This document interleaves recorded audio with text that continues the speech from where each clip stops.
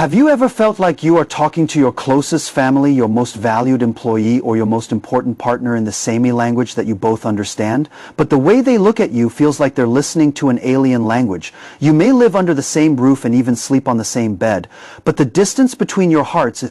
If you have ever felt indescribable loneliness and powerlessness in front of your phone screen at night, and even doubted whether anyone in this world could truly understand what you were saying, then please make sure to watch this video until the end.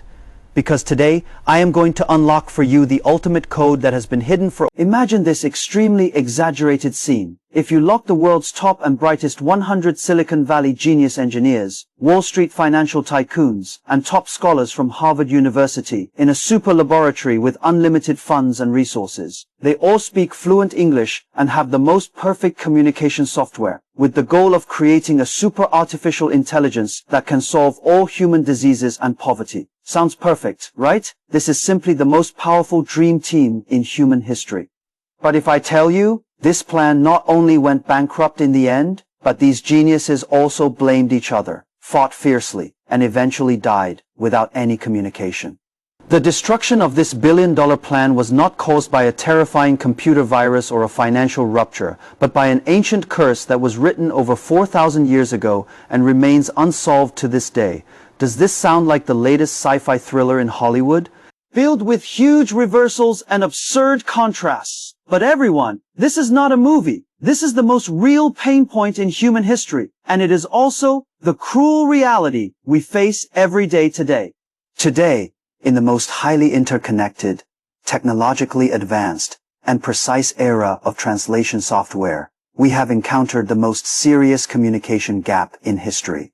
And all of these answers have long been clearly written in the ancient account of the Tower. Hello everyone, today I would like to use a new perspective that combines modern science and psychology to talk to you about the story of the Tower of Babel's chaos. Whether you are a Christian or not, whether you are a young adult struggling in the workplace at the age of 30, or an elder experiencing a turning point in family and life at the age of 50 or 70, the underlying logic contained in this story will definitely completely overturn your understanding of communication and interpersonal relationships. Firstly, let's take time back to the ancient Mesopotamian plain over 4,000 years ago, which is now the region of Iraq. At that time, humans experienced prehistoric floods. In Genesis, it is described as follows. At that time, the accent and language of all the people in the world were the same. To everyone. This sentence seems an incredible utopia today. Imagine a world without language barriers or cultural differences. In this extremely homogeneous state, humanity has demonstrated astonishing cohesion and technological breakthroughs. They discovered the technique of firing bricks, using bricks instead of stones and stone paint instead of plaster. At that time, it was a disruptive technological revolution, just like how we invented nuclear fusion technology or quantum computers today. With new technology and completely unified thinking, this group of ancient people made an extremely arrogant decision. They said, come on, we will build a city and a tower, with the top reaching up to the sky, to spread our name and prevent us from being scattered all over the earth. This sentence is the core explosion point of the entire Tower of Babel incident. At first glance, human unity, overcoming countless difficulties and building wonders of the world. Is this not what modern enterprises like to talk about as team building and grand vision? If we put this sentence on Wall Street or Silicon Valley today, it would definitely be a perfect business plan that can secure billions of dollars. However, if you carefully examine the psychological state behind this sentence, you will find a chilling arrogance and fear. In order to spread our name, this represents humanity's attempt to replace the position of the Creator and to absolutize and deify their achievements. And lest we be scattered all over the earth, exposes their extreme insecurity and fear of the unknown. They are afraid of diversity and losing control, so they attempt to use a towering tower to firmly bind everyone together and establish an absolute empire that is totalitarian and does not tolerate any dissenting voices. In the historical archaeology of the ancient Near East, we have indeed discovered buildings similar to the Tower of Babel, called the ziggurat. These pagodas are usually built for religious worship, But the purpose of the Tower of Babel is different. It is a monument to humans. When everyone is forced to unify under one voice and one goal, the value of the individual is erased.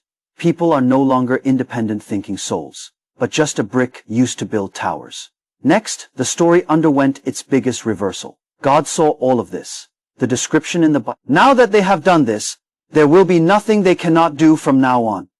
Let us go down and confuse their accents there, so that their words do not understand each other. So overnight, the once cooperative army of builders fell into extreme chaos. The person who handed the bricks the project was forced to stop, and the crowd became suspicious and divided due to the inability to communicate, eventually scattering around the world according to different language groups.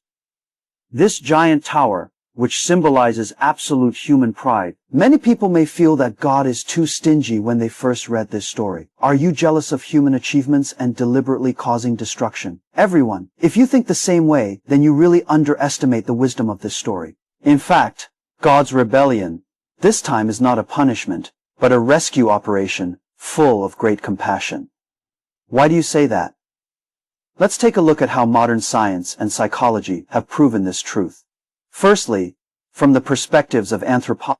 There is a famous theory in linguistics called the Sapir-Whorf hypothesis, which states that the structure of human language directly affects and even determines our perception and thinking of the world. That is to say, language is not just a tool for communication. Language itself is a mold for ideas. What does it mean? This means that the cognitive boundaries of humanity will be completely locked in. We will lose the ability to view the world from different perspectives. When a system loses diversity internally and becomes absolutely singular, it loses its resilience to respond to sudden crises. In biology, this is called loss of genetic diversity, where a species without genetic diversity can be completely wiped out by a plague. Similarly, a human society without intellectual diversity, once it goes to extremes, its destructive power will be devastating. God's disruption of language actually breaks the curse of singularity in human thinking and forces humanity into a path of diverse development. The birth of every new language represents the creation of a new worldview, a new artistic expression, and a new wisdom for survival. Countless painful lessons in history have taught us that when an organization falls into the arrogance and single-minded thinking of the Babel Tower, disaster is bound to come. The most classic real-life case occurred in 1999 at NASA. At that time, NASA launched a Mars climate orbiter worth up to $125 billion.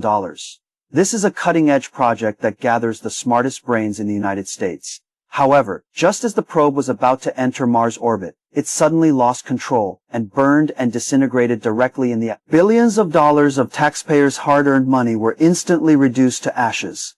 After several months of investigation, NASA's announcement of the cause of the accident shocked the world.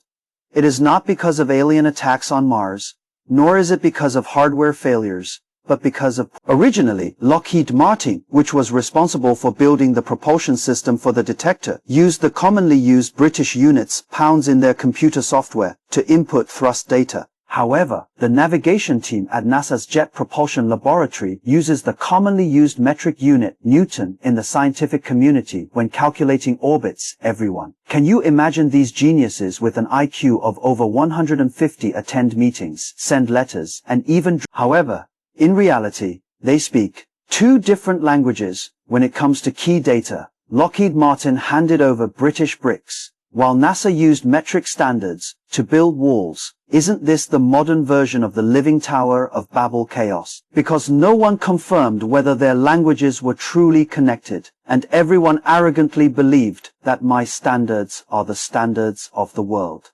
ultimately leading to the destruction of the entire plan. This incident profoundly confirms the lesson of the Tower of Babel. When we are blinded by our own expertise, achievements, and arrogance, we lose the ability to truly understand others. Bringing this perspective back to the daily lives of modern people. For those of us aged 30 to 70, the chaos of the Tower of Babel plays out almost every day in our offices, living rooms, and even dining tables.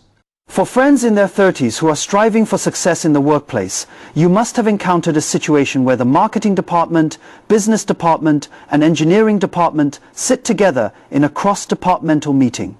Everyone is clearly speaking Mandarin, but it seems like they are talking like chick. The engineering department is full of technical jargon and feels that the requirements proposed by the business department are fundamentally unrealistic. The business department feels that the engineering department is inflexible and does not understand the pain points in the market. The marketing department lives in its own imaginative creativity. This is the curse of Babel and curse of knowledge in modern enterprises. We are all trapped in our own professional language and individualism, building invisible towers to compete for budget and performance, to spread our name, ultimately leading. For elders who are already parents or even grandparents at the age of 50, 60, or even 70, the phenomenon of the Tower of Babel often occurs in the family relationships that we care most about. I once heard a very famous marriage and family counselor share a case. A couple brought, "My father is a successful entrepreneur with a quick temper but loves his children very much. The child is addicted to online games and refuses to go to school." In the counseling room, the father said to his child with heartache, "I work hard outside every day to earn money, provide you with the best material. I am doing all of this for you. Why don't you strive for excellence and play electric every day?" "Are you worthy of me?" the child replied coldly. "I don't want these things at all. I just want you to accompany me to have a meal. You don't understand me at all." Everyone! Isn't this another form of chaos in the Tower of Babel? The father uses the language of material and responsibility to express love, while the child longs to hear the language of companionship and identification. They both came out of concern for this family bond, but due to completely mismatched communication channels, they ultimately hurt each other and pushed each other further and further apart. Many traditional parents, like the leaders who built the Tower of Babel back then, always hope to use their experience and authority to prevent us from being scattered. Children are required to obey and follow the blueprint planned by their parents. But parents forget that children are independent souls. When parents force their children to use their parental languages to live, they are actually erasing the diversity. The result is often that the more dominant the parents are, the more rebellious the children are. The higher the parents want to build the tower, the deeper the cracks in the family. British evolutionary anthropologist Robin Dunbar once proposed the famous Dunbar's number. He pointed out that the size of the human brain's neocortex determines the upper limit of our ability to maintain close social relationships, which is approximately 150 people. This means that from a biological genetic perspective, humans are inherently unsuitable for building a super large empire without. Our brain is designed for small tribes and for deep emotional connections. When we try to use internet technology to build a digital Babel tower that binds billions of people together, such as the social media platforms we use every day, like Facebook, Instagram, and X, formerly Twitter, we think that technology has made us feel no distance and allowed us to hear. But cruel scientific data tells us that the result is exactly the opposite. The algorithm of social media is essentially a new form of chaos. It records your clicks and preferences, and only pushes you opinions that you agree with. Finally, we may seem to be on the same platform. The left cannot hear the voice of the right, and young people cannot understand the concerns of the elderly. We all make loud noises on the internet, wanting to spread our name and gain more likes and shares. But we have completely lost the ability to listen to dissent. This is the most absurd pain point of modern online society. We have invented the most advanced communication tools, but we have encountered the most serious communication barriers and social divisions in human history.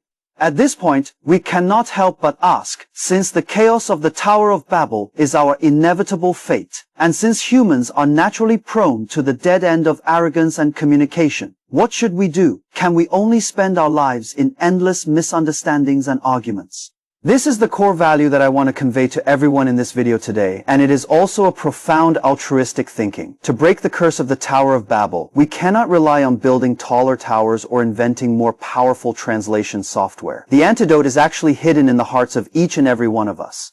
In the New Testament of Christianity, there is a story that echoes the Tower of Babel in the Old Testament called Pentecost, the descent of the Holy Spirit. On that day, people from all over the world, speaking different languages, gathered in Jerusalem. When the Holy Spirit descended upon the disciples, a miracle occurred. The disciples spoke, and every person from different countries below heard their own local language. If the Tower of Babel is the inability to communicate caused by human pride, then Pentecost is the miraculous understanding achieved by humans through humility and love. What kind of scientific and psychological insights does this give us? The first point is to acknowledge our limitations and let go of arrogance. No matter how high you climb in the workplace, no matter how much life experience you accumulate, please always remember that what you see is only a small part of this world. Your language and logic are not the absolute truth of the universe. When we are arguing with our partners, confronting our children, or having disagreements with colleagues, please press the pause button in your mind and tell yourself, perhaps my metric units are not the only standard. Perhaps the other party is holding imperial unit. Let go of the obsession of, I want to prove myself, right? I want to spread my name. And the door to communication will truly open. The second point is to learn the art of listening and master the resonance of emotions.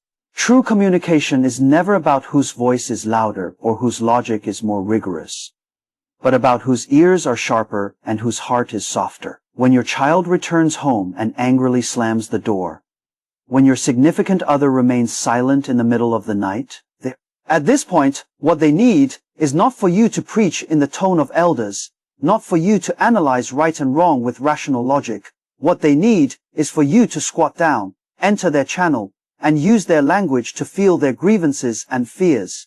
In psychology, empathy is the strongest weapon for humans to break the curse of the Tower of Babel. The third point is to embrace differences and turn stumbling blocks into stepping stones.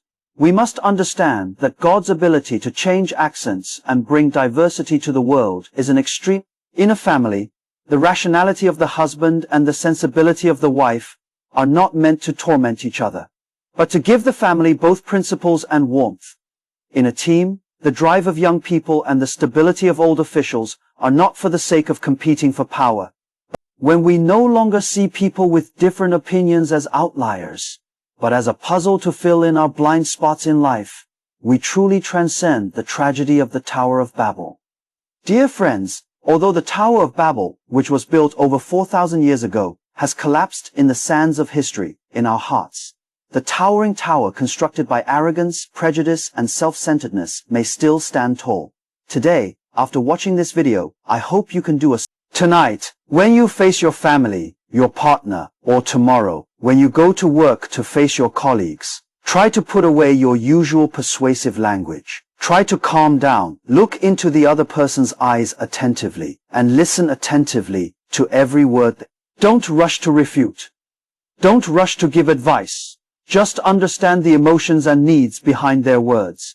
When you are willing to let go of your ego and understand each other's harsh alien language, you will find that the high wall between you is unknowingly collapsing.